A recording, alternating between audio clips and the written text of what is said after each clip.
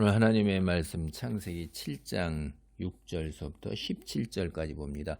창세기 7편 이 전체가 다윗이 이제 베냐민인 구시의 그 말로 인해 가지고선 굉장히 어려운 상황에 있는 거예요. 억울함과 온통함에 빠지고 그다음에 폭력적인 상황에 지금 당면에서 너무나 갈급하고 너무나 위급해 가지고 하나님께 드리는 기도입니다. 6절입니다. 여호와여 진노로 일어나사 내 대적들의 노를 막으시며 나를 위하여 깨소서. 주께서 심판을 명령하셨나이다. 하나님께서 재판장이 되어줘서 되어주시기를 바라는 거예요. 모함하는 자 이 사이에서 판결해 줄 거를 강조. 사실 우리가 그 사무엘서를 보면 사울이 다윗을 죽이려고 쫓아다닐 때에 이제 다윗이 사울을 향해서 왜 주변 사람들의 자기를 모함하는 사람들의 이야기만을 듣느냐. 그래서 내가 당신을 죽이려는 의도가 전혀 없고 그러한 것을 실지 동굴 속에서 옷자락을 베는 것, 뒤에 나오는 사건들이 계속 이어집니다. 사울을 죽일 수 있음에도 죽이지 않는데 왜 그런 사람 말을 듣느냐 하는 얘기에서 이제 우리는 여기를 유추해 볼 수가 있어요. 자기가 지금 굉장한 절박함 속에서 하나님이 일어나시고 그래서 막아주시고 나를 위해서 깨어 일어나소서 하는 게 하나님이 주무신다는 얘기가 아닙니다. 이게 신속하게 즉각적으로 자기 삶에 하나님의 손길이 개입해 줄 걸 간절히 바라는 거예요. 이게 절박함 속에서 그런 거지 문학적 표현인 거지 하나님이 주무시기도 하고 이런 분이 아니라는 건지 여러분이 아시고 얼마나 절박하냐 하는 거예요. 그리고 온 세상이 하나님이 통치해달라는 거예요. 민족들의 모임이 주를 두르게 하시고 그 위 높은 자리에 돌아오소서. 여호와께서 만민에게 심판을 행하시오니 여호와여 나의 의와 나의 성실함을 따라 나를 심판하소서. 온 세상 빨리 통치가 이루어지기를 간절히 바라면서 하나님 내가 의 그 다음에 나의 성실 이게 그렇게 살아오지 않았습니까? 내가 100% 안전하게 산 건 아니지만은 그래도 최선을 다해서 나름대로 정직하게 순수하게 살아왔다는 거예요. 여기서 의와 성실함이라는 것은 바로 그런 얘기를 하는 거예요. 사실 거의 반복적인 이야기죠. 자기가 성실하게 순결하게 정직하게 그렇게 살아왔다는 이야기를 의와 성실함이다 이렇게 얘기하는 겁니다. 그러니까 살아온 모습대로 결과가 돌아오지 않으니 하나님이 속히 통치자가 되고 재판장이 되어달라 하는 게 이제 우리가 하는 거예요. 그러면서 하나님이 어떤 분이신가 하는 이야기를 하는 겁니다. 악인의 악을 끊고 의인을 세우소서. 의로우신 하나님이 의롭다 이 말이에요. 하나님께서는 하나님은 어떤 분이세요? 이 공정, 정의, 불의와 악을 용납하지 않는 분이라서 악은 꼭 하나님을 심판하신다 이거예요. 거기에 근거해서 하나님 도와주십시오 이렇게 간구하는 거예요. 두 번째로 사람의 마음과 양심을 감찰하시는 분이세요. 사실 원문을 보면 마음과 뱃속같이 그러니까 콩팥 이런 건데 원문의 의미는 그게 이제 우리가 이 사람의 깊은 곳까지 다 감찰하시는 분이다라는 거예요. 우리 사람은 하나님의 이 놀라운 이 앞에 벌거벗고 서야 되는 거예요. 우리가 어떤 거짓말을 하더라도 너 자신은 알고 그 다음에 하나님은 아세요. 그래서 이걸 동양 사람들은 하늘이 알고 땅이 알고 너가 안다. 둘이서 어떤 이야기를 은밀하게 할 때도 너와 내가 알고 하늘이 알고 땅이 안다 이렇게 얘기를 했는데 우리가 사람의 속을 들여다볼 수가 없죠. 한치도 몰라요. 그러나 하나님은 모든 걸 철저하게 감찰하시니까 사실 의인으로 살면 우리는 두려워할 일이 없어요. 자신의 죄를 아무리 숨기려 해도 악인들은 그 앞에 반드시 낱낱이 드러날 것입니다. 그래서 하나님은 의인의 방패가 되어주세요. 나의 방패는 하나님이라 이 말이에요. 그래서 하나님의 방패 하나님이 막아서시는데 그 방패를 뚫을 무기가 있어요? 없습니다.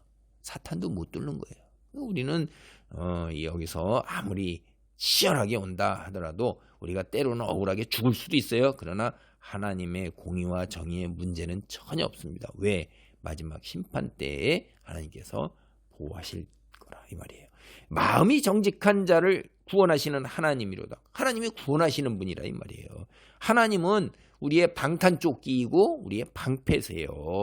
그래서 억울한 사람이 마침내 종국적 결과적으로 마지막까지 고통을 당하도록 하시지는 않는다 이거예요. 그건 이 세상에서, 그러니까 이 세상에서도 마찬가지입니다. 이 세상의 삶에서도 주께서 속히 개입해 주시기를 이렇게 다윗처럼 기도할 필요가 있는 거예요.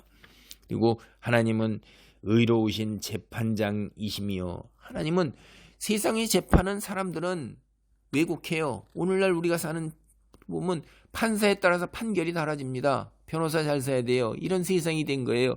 이게 무슨 너무 살만한 세상이 되겠어요. 원래가 그랬던 거지만 인간의 악한 본성이. 하나님은 그런 분이 아니세요. 악인에게 행한 대로 갚아주시고 억울한 사람의 관대에게 대해주시는 분이 아니세요. 여러분 자꾸 그렇게 착각하시면 안 됩니다. 뭐 억울한 사람은 굉장히 하나님 관대하게 대해주실 것 같아요. 악인만 행한 대로 갚아주세요? 아니에요. 억울한 일을 당한 사람, 악인 심판하는 의 가지고 억울한 사람에게도 똑같이 그 의로 다가와서 잣대가 똑같다는 거예요. 여러분 이거 조심하셔야 돼요. 우리가 매몰차고 냉혹하다고 생각할 수 있지만 공평한 기준이라는 것은 때에 따라서 경우에 따라서 달라지면, 상대적이면, 권력진 사람 마음이 되면 이건 큰일 나는 겁니다. 불변이에요. 그래서 하나님 심판이 이루어진다. 우리의 기도가 이루어지는 거죠. 그래서 여기 뒤에 보면 이제 나오는 게, 하나님은 매일 분노하시는 분이고 사람이 회개하지 아니하면 그의 칼을 가시며 그가 활을 이미 당겨 예비하셨도다. 죽일 도구를 또한 예비하시며 그가 만드는 화살은 불화살이로다. 이게 전쟁터에서 군인이 무장하고 전쟁이 곧바로 임하는 무장한 전사의 모습이잖아요. 그런 심판이 악인은 그대로 이루어지는 거예요. 악인을 벌하시는 분이에요. 의인은 심판을 두려워할 필요가 없어요. 근데 이 하나님은 신의 전사입니다. 얼마나 칼이 예리하게 갈아져 있고 활은 이미 벌써 당겨져 있어요. 그 놓기만 하면 그냥 나가는 거예요. 그 화살은 불화살이에요. 여러분 전쟁터의 영화에 보면 나가는 거 알죠? 화살이 날아가서 갑옷을 뚫고 들어가고 기둥에 박힐 때 온 천하가 다 불로 타고, 칼날이 휘두를 때 목이 날아가는 거예요. 그냥 치명적이에요. 끝나는 겁니다. 그래서 그 다음에 우리가 14절로부터 16절은 심은 대로 거두는 거예요. 뿌린 대로 되는 거예요. 제가 자꾸 얘기하잖아요. 그 세상의 하나님 법칙은요, 자연의 법칙은 초월적으로 하나님께서 간간히 개입하시지만은 기본적으로는요, 흘린 대로, 심은 대로 거두는 거예요. 땀을 흘려야지 거둘 수 있는 거예요. 기독교인이라고 해서는 입 벌리고서 기도만 하고 예배만 하고 찬송 드리고 몸을 안 움직이면 다 이루어진다? 좋은 성적 거두려면요, 잠 줄이고 기도하고 그리고 공부하세요. 돈 벌고 싶으세요? 열심히 일하세요. 기도하고. 그 기도만 하는 걸로 끝나는 게 아닙니다. 그러면 하나님 앞에 빛을 비추는 사람으로 산다. 그럼 기도만 하면 빛을 비추는 사람이에요? 성경만 읽으면 빛을 비추는 사람이에요? 삶 속에서 실제로 나가고 다른 사람한테 말 한마디 따뜻하게 하고 가진 거 반쪽 떼어주고 이러는 거예요. 기도하고 성경 읽고 배우고 그래야 되는 거지. 심은 대로 거둔다 이 말이에요. 악인이 죄악을 낳으며 재앙을 베어 거짓을 낳았도다. 그가 웅덩이를 파 만들며 죄가 만든 함정에 빠졌도다. 그의 재앙은 자기 머리로 돌아가고 그의 포악은 자기 정수리에 내리로다. 신적 무장을 하신 하나님께서 그 날카로운 칼과 화살로 심판하시는데 결국은 자기가 만든 죄악에 그대로 판 구덩이에 웅덩이에 그 재앙에 다 자기 스스로 거두게 하는 거예요. 이게 우리가 황금률이라는 거 아시죠? 황금률. 내가 다른 사람에게 대접받기 원하는 대로 다른 사람을 대접하라는 거하고 정반대인 거죠. 이거는. 그렇죠? 그래서 자기가 만든 것 심은 대로 그대로 다 꾀에 빠져 스스로 멸망하는 것입니다. 내가 여호와께 그의 의를 감사하며 지존하신 여호와 이름을 찬양하리로다. 처음에 하나님께 얼마나 처절하게 탄식으로 기도를 시작했어요. 그러나 이제 자신의 결백함 이런 거를 갖다가 맹세하면서 하나님의 의로우신 통치를 찬양함으로 계속 이어가더니 이제 마지막에 지극히 높으신 여호와의 이름을 찬양합니다. 하나님께서 세상의 모든 신보다 으뜸이세요. 결국은 자기의 기도가 어떻게 되는 거예요? 응답받는 거죠. 억울함을 그대로 놓으실 하나님이 아니다 이거예요. 우리가 세상 일 당하다 보면 뭐 교회 안에서도 쓸데없는 구설수에 오르고 그런 걸로 억울하기도 하고 원통하기도 하죠. 하나님께서 그대로 두시지 않으세요. 그 혀 무서운 겁니다. 그래서 남 얘기하는 게 좋지 않은 거고요. 우리가 억울함 중에서 가장 원통한 일 중에 하나가 모함당하는 일이에요. 이런 입으로 다른 사람 험담, 구설수, 모함 이런 거 우리 죄 짓지 않도록 조심하셔야 되고, 그런 경우에 빠진 공동체 생활하다 보면 당연히 있지요. 그리고 뭐 우리 사회 둘러보면 당연히 그러잖아요. 다윗의 이러한 기도를 하나님께 드리시기 바랍니다. 기도합니다. 하나님 감사합니다. 입술로 짓는 죄로 인해서 사람이 사망에 이르는 것을 우리가 오늘 저 사이버 세상에서도 봅니다. 때로 사람들은 댓글에 못 이겨서 자살하는 경우가 참 많습니다. 아버지.